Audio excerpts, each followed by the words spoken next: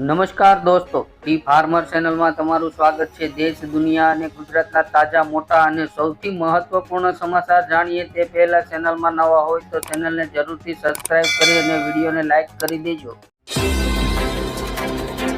Russia સામે યુક્રેનને હારથી બચાવવા German અને ફ્રાન્સ આગળ આવ્યા। અજબો ડોલરની લશ્કરી સહાયની જાહેરાત। જૂનાગઢ કૃષિ યુનિવર્સિટીના સંશોધન પ્રોજેક્ટની રાષ્ટ્રીય કક્ષાએ પસંદગી।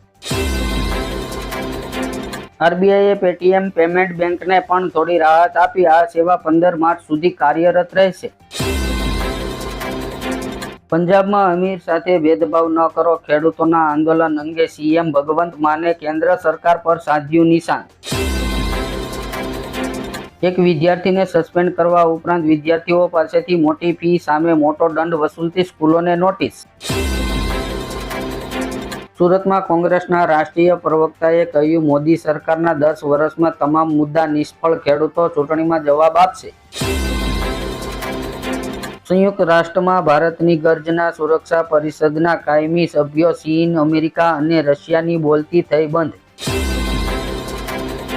દિલ્હીના સીએમ અરવિંદ કેજરીવાલ આજે કોર્ટમાં થશે હાજર। વિશ્વાસ મત પર થશે આજે વોટિંગ। કર્ણાટકની કોંગ્રેસ સરકાર ઉપર ભાજપના આકરા પ્રહાર। હિન્દુઓના પૈસા અન્ય ધર્મોને આપતા હોવાનો આક્ષેપ। સાળંગપુર ધામ શ્રી કષ્ટભંજન દેવ હનુમાનજી મંદિરે મૂળ અક્ષર મૂર્તિ સદગુરુ શ્રી ગોપાળાનંદ સ્વામીના 243મા પ્રાગટ્ય દિવસ નિમિત્તે પૂજા અર્ચના અને આરતી કરવામાં આવી। બોમ્બ બ્લાસ્ટની ધમકી બાદ મુંબઈ અને પુણેમાં મહત્વના સ્થળો પર સુરક્ષા વધારી દેવામાં આવી। પંજાબ હરિયાણા બોર્ડર પર ખેડૂતોના વિરોધ વચ્ચે શંભુ બોર્ડર પર તૈનાત એક પોલીસ કર્મચારીનું થયું મોત। ગ્રાન્ટેડ કોલેજમાં ખાલી પડેલી આચાર્યની જગ્યા પર સિનિયર પ્રોફેસરને નિયુક્ત કરવા આદેશ। સરકારી કચેરીઓમાં આઉટસોર્સિંગ કર્મચારીઓ આપતી એજન્સીઓ માટે નીતિ નિયમો નિર્ધારિત। રોજગારી પૂરી પાડવામાં ગુજરાત સમગ્ર દેશમાં પ્રથમ। સરકારે છેલ્લા 5 વર્ષમાં 15,21,000થી વધુને રોજગાર પૂરી પાડી। ફ્રાન્સ સરકારના નિર્ણયથી સુરત હીરા ઉદ્યોગમાં મોટો ઝટકો। લેગ્રોન ડાયમંડને સિન્થેટિક ગણાવ્યો, શહેરના હીરા અગ્રણીઓ મૂંઝવણમાં। દરિયાઈ તાકાતમાં વધારો, મજબૂત થશે એર ડિફેન્સ। ભારતીય સેના માટે ઉપકરણ ખરીદવા માટેના બજેટની મંજૂરી। સીએમ યોગીનું vision. Greater Noida industrial development ઓથોરિટીએ બિલ્ડરના પ્લોટની હરાજી શરૂ કરી। મોટી સંખ્યામાં ભારતીય મૂળના વિજ્ઞાનીઓ ભારત પરત ફર્યા। ગિફ્ટ સિટીમાંથી દારૂની છૂટને કારણે મહિલાઓ પર અત્યાચાર વધી રહ્યા છે। ગીર સોમનાથના સામાજિક કાર્યકર ઇરફાન બંગાનીએ હાઈકોર્ટમાં જાહેર હિતની અરજી કરીને ગિફ્ટ સિટીમાંથી દારૂની છૂટને પાછી ખેંચવા કરી અપીલ। મુખ્યમંત્રી કન્યા સુમંગલા યોજના હેઠળ પૂરી પાડવામાં આવેલી કુલ રકમ 15,000 રૂપિયામાંથી વધારીને 25,000 રૂપિયા કરવામાં આવી છે। આ રકમ 6 હપ્તામાં અથવા તો 6 શ્રેણીમાં આપવામાં આવે છે। પ્રધાનમંત્રી કિસાન માનધન યોજના હેઠળ 60 વર્ષથી વધુ ઉંમરના ખેડૂતોને કેન્દ્ર સરકાર દ્વારા મહિને 3,000 રૂપિયા એટલે કે વાર્ષિક 36,000 રૂપિયા પેન્શન આપવામાં આવે છે। ખેડૂતોના આંદોલન વચ્ચે બિહારના પૂર્વ ડેપ્યુટી સીએમ તેજસ્વી યાદવે સવાલ ઉઠાવ્યો, વડાપ્રધાનને અન્નદાતાઓને મળવાનો સમય નથી, પ્રિયંકા ચોપડાને મળવાનો સમય છે। અમેરિકામાં ભારતીયોના મોતનો સિલસિલો ક્યારે અટકશે? ભારતીય મૂળના અન્ય એક વ્યક્તિને ગોળી મારીને હત્યા કરાઈ।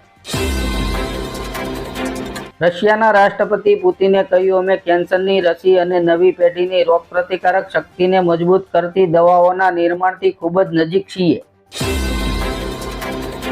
આશા હેલ્થ વર્કર યુનિયને પડતર પ્રશ્નોને લઈને કર્યું આંદોલન। 2500 આંગણવાડીઓ 2 દિવસ સંપૂર્ણપણે બંધ। મણિપુરમાં ફરી હિંસા, 5 દિવસ ઇન્ટરનેટ બંધ, 2ના મોત અને 25 ઘાયલ।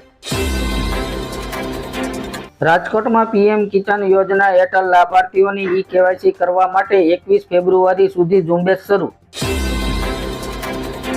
રાજ્યસભા ઉમેદવારના લિસ્ટમાંથી 6 દિગ્ગજ મંત્રીઓની બાદબાકી। ગુજરાતમાંથી ગોવિંદભાઈ ધોળકિયા, મયંકભાઈ નાયક અને જસવંતસિંહ પરમારને મેદાનમાં ઉતારશે ભાજપ।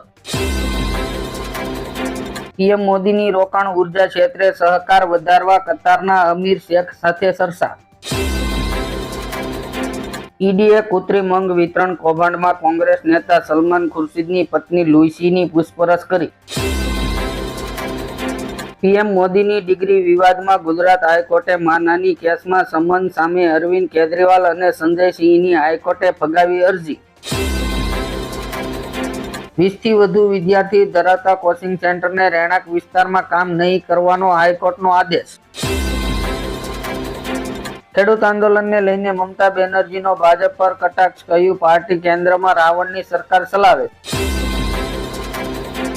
2 વર્ષમાં રાજ્ય સરકારને પેટ્રોલ, ડીઝલ અને સીએનજી, પીએનજી પરના વેચાણમાંથી કુલ 40 કરોડ રૂપિયાની જંગી આવક થઈ. ઉર્જા મંત્રી શ્રી કનુભાઈ દેસાઈએ નાગરિકોની સુવિધા અને ખેડૂતોને સિંચાઈ માટે 29,000 કરોડની રકમ આપી. ગુજરાતમાં પ્રધાનમંત્રી આવાસ યોજનામાં ગ્રામીણ અંતર્ગત 7 વર્ષમાં 6 લાખથી વધુ આવાસોને મંજૂરી અપાઈ. ઇજનેરી વિદ્યાર્થીઓને અપાતી સહાયના સંદર્ભે પૂછાયેલા પ્રશ્નોનો ઉત્તર આપતા મંત્રી પ્રફુલ પાનસેરિયા. ભારતીય ખાદ્ય સેવા બજાર 2028 સુધીમાં 100 બિલિયનને વટાવી જવાની સંભાવના. ભારતીય સબમરીન માટે 500 કિલોમીટરની ક્ષમતાવાળી ક્રૂઝ મિસાઇલનું પરીક્ષણ, દુશ્મનો થરથર ધ્રુજશે. કચ્છ જિલ્લામાં નિરાધાર, વૃદ્ધ અને દિવ્યાંગોને છેલ્લા 5 વર્ષમાં 2237 લાખથી વધુ આર્થિક સહાય આપી રાજ્યમંત્રી ભીખુસિંહ પરમારે. 33,000થી વધુ શિક્ષકોની ભરતી કરવામાં આવશે. કોલેજોના વિદ્યાર્થીઓને વાર્ષિક 6,000 રૂપિયા મળશે. સાંસદી પ્રધાનમંત્રી બ્રિજમોહને જાહેરાત કરી. રાજકીય પક્ષને દાન આપીને 5,000 લોકો ફસાયા. હવે આયકર વિભાગ દ્વારા નોટિસ આપવામાં આવી. ભાજપમાંથી અલગ થાવ નહીં તો ઉડાવી દઈશું, સીએમ નીતિશ કુમારને ધમકી આપનારની ધરપકડ. મહેસાણાની ગોજારિયા જીઆઈડીસીની કંપનીને જયપુરની ફાર્મા કંપનીના ડગે ₹44,60,000નો ચૂનો લગાવ્યો. કેન્દ્ર સરકારની ચૂંટણી બોન્ડ યોજના રદ કરવા બાબતે એસસીએ પોતાનો નિર્ણય જાહેર કર્યો. ચીન એલઓસી પર ખતરનાક ષડયંત્ર રચી રહ્યું છે. પહેલા ગામડા બનાવ્યા અને હવે નાગરિકોને વસાવી રહ્યું છે. ડિપ્લોમા ફાર્મસી કરતા વિદ્યાર્થીઓને ફાર્માસિસ્ટ તરીકે રજીસ્ટર થવા માટે આપવી પડશે પરીક્ષા. સારુસેટ યુનિવર્સિટીના સંશોધકોએ જંગલી પ્રાણીઓ અંગે મોબાઈલ પર એલર્ટ આપતું મોડલ બનાવ્યું. હવે બસ, ટ્રક અને 4 વ્હીલ ચાલશે ગ્રીન હાઇડ્રોજનથી. સરકારે લોન્ચ કર્યો પાયલોટ પ્રોજેક્ટ. પુતિનની યુદ્ધ વિરામની દરખાસ્ત યુએસએ ફગાવી. રશિયાએ નારાજગી જાહેરતા કરી.